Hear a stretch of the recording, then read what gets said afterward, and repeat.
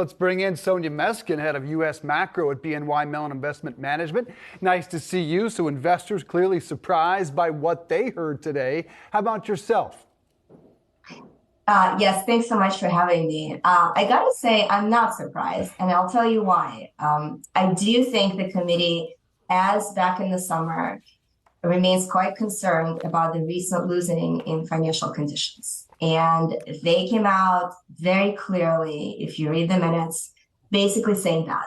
They said, we are concerned that our reaction function may be misinterpreted by the markets and therefore by the broader public.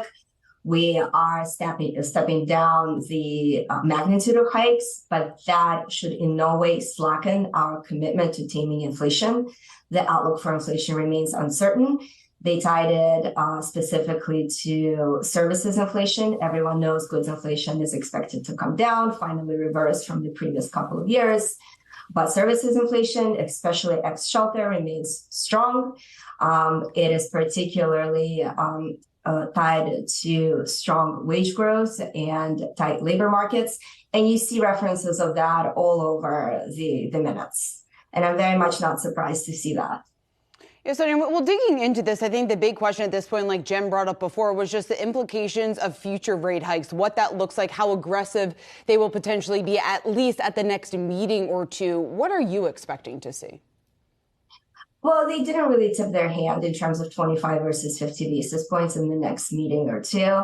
I would not be surprised if they go 50. I think that another point that got a little bit maybe less attention in the headlines, but is quite critical, is that the Fed staff's assessment of growth and the labor market has also improved since November.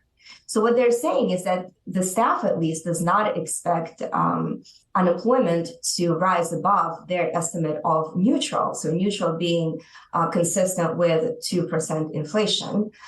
They don't expect that until at the end of 2024.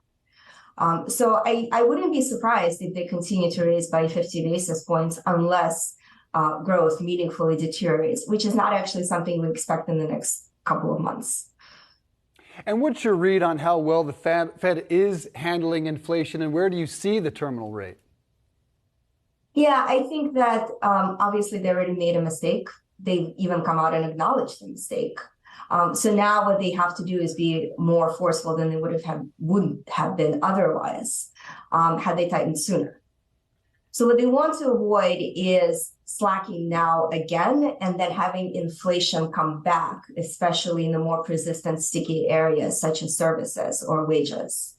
And I do think that their estimates of above 5% terminal rate are reasonable to me because, frankly, once inflation remains persistently high, you really need real rates to rise above the rate of inflation.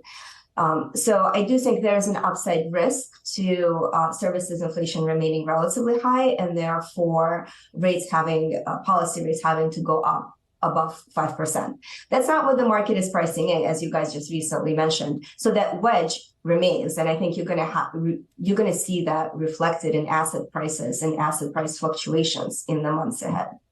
And Sonia, taking a look at where things stand today, certainly the data has been mixed, and that's illustrated even today when we got the JOLTS data that was stronger than expected, really pointing to the fact that the labor market remains resilient. And then we got the manufacturing data showing further weakness. I guess what's your assessment of where we stand today with the economy, what we could expect in terms of a possible recession?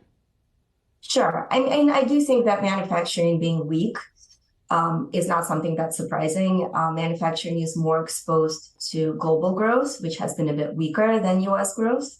Manufacturing is also more exposed than the U.S. economy on average to a stronger dollar. But recall that it's not the biggest part of the U.S. economy, while an important one. We did have a manufacturing recession in around 2016, for example, but the rest of the economy didn't slip into a recession. So it's conceivable to me that the economy overall, especially the services sector, can remain strong while manufacturing remains relatively weak for some time ahead.